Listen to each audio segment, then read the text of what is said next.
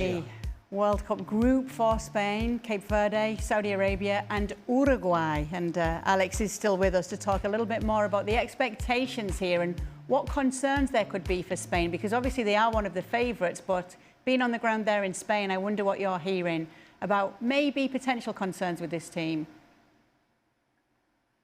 Yeah, every question to Coach Luis de la Fuente, the first one in every press conference, is about the injured players, the recovering players, about Lamine Yamal, about Mikel Merino, and the players that about Nico Williams as well, the players that aren't fully fit. He keeps insisting they will be fit for the first game. He always caveats that by saying they might not start the first game of the World Cup, but he says they will be fit, they will be available at least to play. The friendly with Iraq was a funny one because a lot of the players that actually were involved aren't going to the World Cup with Spain. They've had this group of young support players, they call them here, with the squad to help in training, to make up the numbers, to help with that process. A lot of them play tonight. You know, players like Gonzalo Garcia of Real Madrid, Marc Bernal of Barcelona, they were involved tonight.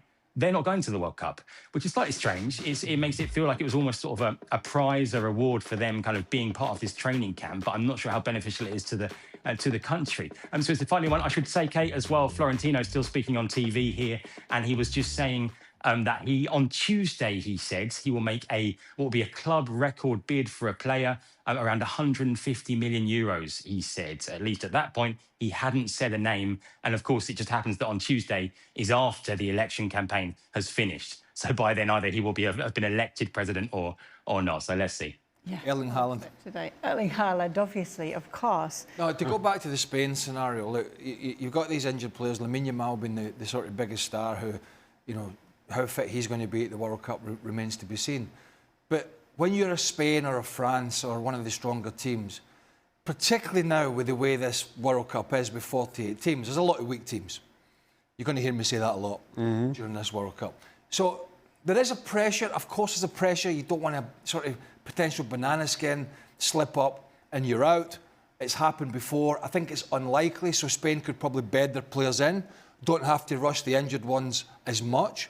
And almost look ahead to the knockout games come early July, and maybe just give some of these players some game time, you know, half here, 20 minutes here. So Spain are in that position that they're strong enough, and with the teams that they're going to play, that they can do that. So there's not a pressure so much to get these players ready for match day 1 or maybe even match day 2 because of the scenario of how many teams and how strong Spain are. So they're in a pretty solid position in that respect. Yeah. Since winning the World Cup, though, Alex, it's the World Cup where they haven't done as well since they won it in the World Cups that have followed. What is it, last 16 exits for Spain? So is it because of the Euros that they are as favoured as they are right now and what we saw last time out from them? Yeah, they've had some peculiar World Cup experiences, have they? Of course, everyone remembers what happened in 2018 with Lopetegui being dismissed literally on the eve of the tournament by the then Federation President, Luis Rubiales, and that sort of really dynamited their preparations for that competition. And then under Luis Enrique, they really flopped in the last World Cup as well and underperformed. So that's certainly true. But yes, of course, I think what we saw from Spain at the Euros, we've seen few international teams do, which is to perform at such a consistently high level right the way through a tournament from start to finish, beating pretty much all the other big name teams along the way. You know, there were no quibbles. There were no question marks about what Spain did at Euro 2024. They beat all the other good teams and they beat them playing really good, really exciting football. They really set the bar at an almost impossible level, I think. And the biggest challenge for them now, I think, is going to be to try and sort of live up to that and repeat that. Before we let you go, Alex, we do need some more updates from the Unexplained Mysteries show that Florentino Perez is featuring on right now. Yeah, one of the unexplained things is which player he's planning to sign next week, Kay. He said it won't be Haaland. He said it won't be Doku. It won't be Olise as well. So he said several players who it won't be, but crucially, he hasn't actually told us who it will be. Well, we'll find out. Maybe Real Madrid will have a Spain player in the World Cup this summer, after all. Okay. We'll find out. Thank you so much for being with us, Alex. Tuesday. Yeah, we've got some friendly action coming up for you. Bolivia against Scotland. Oh, Craig's excited about that one. That as well. Hey, he's been Brazil, Egypt and hasn't stopped going on about Bolivia, Scotland. I'm off work at the weekend. All games on his So you can focus so on he this? can watch it fully, uninterrupted. He's not stopped going on, I'm telling you. That's not the reason.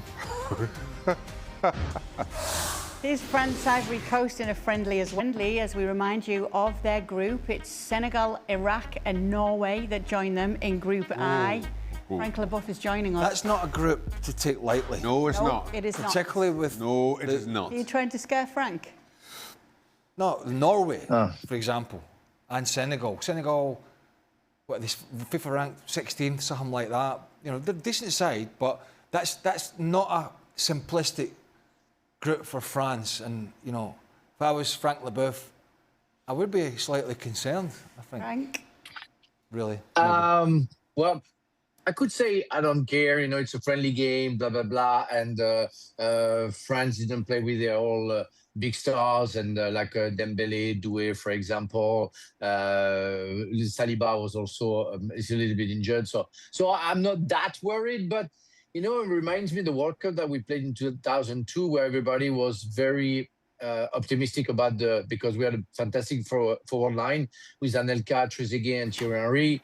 And, well, they didn't score one goal during the World Cup. And the last game we played, or almost the last game we played, the game before the last we played before the World Cup started was against Belgium at home, and we lost, you know what, 2-1. So I don't want to say it's a kind of a curse or put a curse on the team, but it's not a good thing. It's never good for the confidence, but to judge the national team after that game will be harsh, I would say. And they are preparing. They had a very strong week where they worked hard physically, so they were quite tired. They had 10 changes in the second half. It's when Ivory Coast got better. So I don't want to make any statement. It's not good because for the confidence, it's never a good thing to lose. But I'm not that worried. Let's see how it works. I don't think France will be in any great danger, but it's certainly looking at the group. It's not one you could have a couple of off. Of course, look, a lot of the third-place teams are going to go through. I think Stevie's been saying, well, Scotland could, you know, teams could go through with 3 points. I think that's what Stevie's hanging on to with Scotland. Yeah. So you could go through with 3 points. Potentially. So, I mean, there's really very little danger of France going out of this thing at all. All I'm saying is it's not a group with most of these teams, particularly Senegal and Norway, that you could have 2 really off days and get away with it. Because Norway are going to be, I think Norway are going to be a big threat in this competition. They're really strong. They got guys playing all over Europe and good leagues, and they got, you know, who they got up front? They got Sorloth, they got Ellen Haaland, they got Strand Larsen, they got Odegaard, they got Oscar Bob, they got all these other players, right? They got a lot of players, good quality players that are solid as a rock, and if they get the service to these guys up front, they're going to cause teams a lot of problem, including France. So it's a group they should get out of as the top team. But I wouldn't be surprised, particularly with Didier Deschamps coming up and announce. I mean, I don't know off the top of my head, has anybody ever announced they're leaving a country and this is their swan song and they've gone on to win a World Cup in that summer? I mean, I don't know off the top of my head. Because usually when you do that, very rarely you go out as a fanfare. And that would be my slight concern for Didier Deschamps. I think my biggest concern for France is his schedule. They have to start, first game is against Senegal, who I think are almost a little bit of a sleeper in this group, in that a lot is expected of France, a lot is expected of Norway. Senegal come into this as African champions, I say with an asterisk next to it, and a lot to prove. And that's where France starts. So you have to come out the blocks. Starting strongly, I don't think you can afford to lose that one and not put in danger your top seed billing in this one. Even in this expanded format, it's less about going through, because as Craig rightly points out, many third place teams will. It's about how you get seeded after that. You finish with Norway, and you don't want to hand that initiative, that advantage to the Norwegians. You saw what happened with Italy when they did it in the qualifying stages. Norway are a very good team. They have some issues defensively, but Craig points out, attacking-wise, they are as good as they come. So for me, that's the only concern with France. I just don't feel that the schedule itself is that kind. The research If team I have been on may, it. Kay, What? if I Franz may, Kay, Beckenbauer in 1990 with West Germany. yes, and Aimé Jacquet in '98. But did Aimé Jacquet in '98 announce that he was going before the tournament started? Yeah, I would say that would Well, be that's that a hell of his it's a last hell year. of a way to go out, and you almost spoiled it for him. Frank. But another thing that, according to what the guy said, about Senegal, and continuing my explanation of what might be a curse, the first game that we played was against Senegal. The second team was Uruguay, and we drew. Hopefully against Iraq, they're going to do something better. And the last game was Denmark, Scandinavian country. So you can see all the bad signs.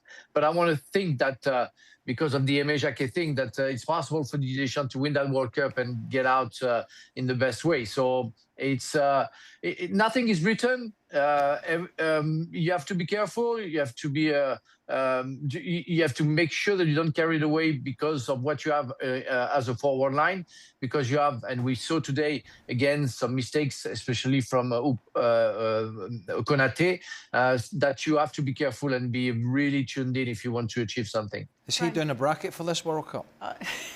Hopefully.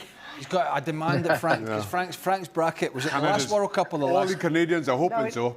Yeah, they are absolutely. Although I don't know if he because thinks Frank's the last bracket time, and no. that You know what?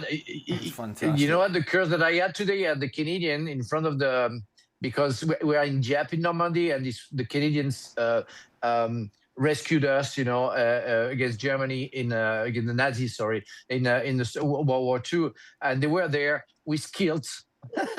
And singing songs. And I thought about you, Craig, about yesterday's show, when we see the next picture with you wearing the kilts in France. Yeah, I saw. And I saw I think it was Yeah, my I saw it. punishment of laughing at you. Yeah, No, today I saw the was video, and I people- wondered what I thought you were in Canada for 1 minute, and I know. thought, oh, he's coming early. A funny But it was coincidence, Stevie that got very angry about it. Got really, I mean, really all I said was, look, He got really angry about them not doing something as well. Like he didn't.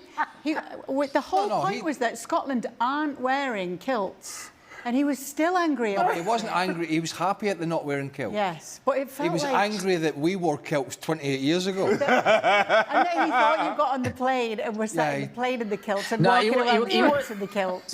to say the truth, that he was angry because he said that he didn't think about playing the game, but just wearing that kilt. But it's funny because when I sent him the video about the Canadians, he said, do they have a game to play?